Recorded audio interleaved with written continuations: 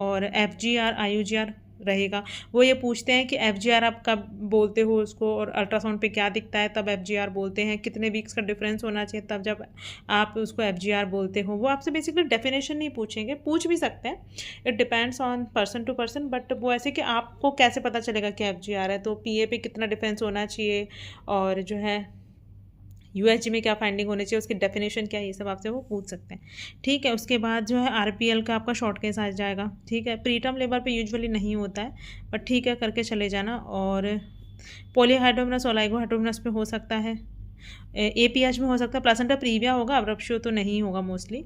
और जो है बस ठीक है, इसके अलावा जो है बस बाकी जो है ना, ये जो परप्यूरियम है ये पोस्ट ऑप केसेस आपके आ जाएंगे। जैसे वो एक है ना वार्ड राउंड होता है जिसके अंदर है ना 3-4 पेशेंट्स होते हैं कि VH का पेशेंट है, इतने दिन है, कॉन्स्टिपेशन है, तो क्या करोगे, VH का पेशेंट है, ब्लीडिंग हो चुकी है, मतलब पोस्ट जो है उसकी वजह से हिस्टेक्टमी हो चुकी है, तो अब आप उसका जो है उसको मतलब नीचे से ब्लीडिंग आ रहा है तो क्या करोगे, पोस्ट सिजेरियन का पेशेंट है, POD 2 है, बाउल साउंड नहीं आ रही है तो क्या करोगे, ब्रेस्ट इंगॉज्ड हो रहे हैं तो क्या करोगे।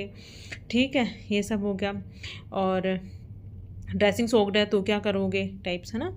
और उसमें तो फिर आपको ऐसे करना है, जैसे कि मान लो ड्रेसिंग सोक्ड है तो फिर आप क्या करोगे कि आप जो है उसको मतलब वुंड कल्चर से सेंसिटिव वो वुंड CS भेजोगे, मतलब वुंड कल्चर सेंसिटिविटी के लिए भेजोगे, और क्या क्या करोगे, मतलब ये सब आपसे बेसिक बेसिक वो पूछते हैं।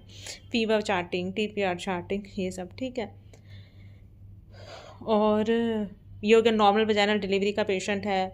ठीक है, तो उसके अंदर जो है आपको ये पूछेंगे, मतलब मैंने एक वीडियो में शेयर किया, NTD कब लगाते हैं और छुट्टी कब करते हैं, और पेशेंट का जो है मतलब शुगर है तो फिर क्या करते हैं, मतलब वो बेसिक बेसिक आपसे पूछेंगे। लोकिया अगर ऐसा आ रहा है तो क्या करेंगे, ये सब वो सब। ठीक है, ये बहुत कॉमन कॉमन केसेस है। और अनीमिया जो है ना वो तो मतलब आपने पढ़ के जाना है, क्योंकि वो किसी भी को भी मतलब वो किसी भी पेशेंट में वो पूछ सकते हैं, वो कहीं के कहीं भी कूद सकते हैं।